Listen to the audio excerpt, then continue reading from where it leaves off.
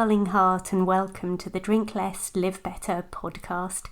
This is the podcast that helps you to see that drinking less doesn't need to be stressful, lonely or boring. I'm your host, Sarah Williamson, and I decided to have a year alcohol-free as a little life experiment and haven't looked back.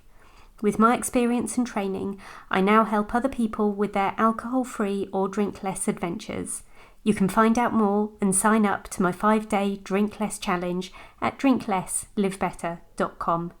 I'm here to tell you that you can relax, connect and have fun without alcohol in your life. Join me here each week to find out how. Have you had enough of yourself yet? Are you ready to make a different choice? Are you ready to start 2023 exactly as you mean to go on? Here we are in the middle bit, that festive no man's land, the place where we're over the hump of Christmas, but not yet into the New Year shizzle. Some people are working, others aren't. Some people are still festive visiting, and some people are in hibernation mode. There's a lot going on, and also not a lot going on, depending how you and yours roll. When I worked in local government, I always used to choose to work in this in-between bit. I got loads of my report writing done, filing sorted, and project planning executed. And I loved being available for a phone call or visit for those who really needed it at this time of year. Now I stay away from all of that. I move away from the big New Year resolutions conversations. I'm not big on goal setting or action planning. I actually enjoy assessing where I am monthly through the year and adjusting course in small but meaningful ways as I go. I use this time of year for a bit of reflection.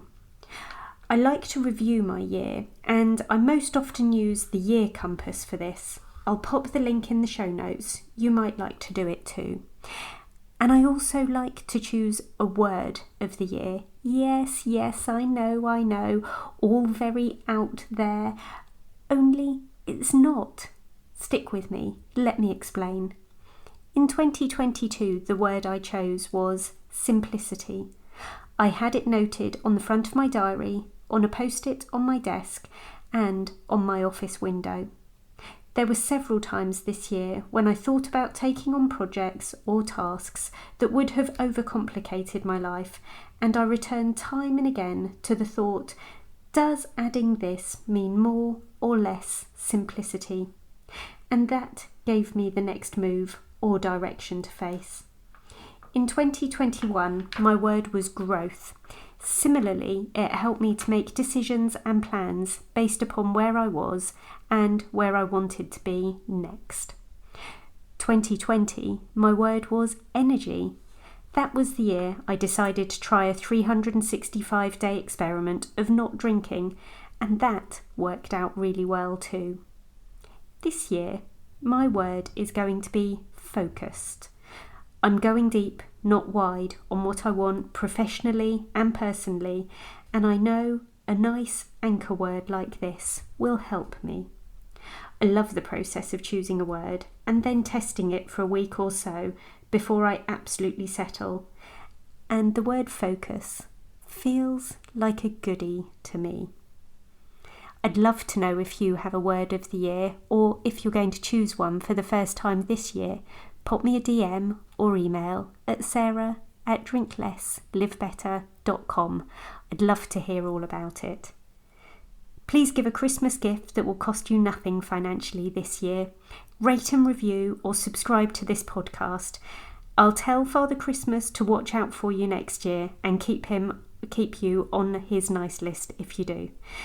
Check out the show notes on this podcast or any other episode. You'll see the link to a hidden podcast episode to help you with your 5 p.m. cravings, and you'll be able to read about my one-to-one coaching program. Thank you for listening in today. Come back again next week, and P.S. I believe in you.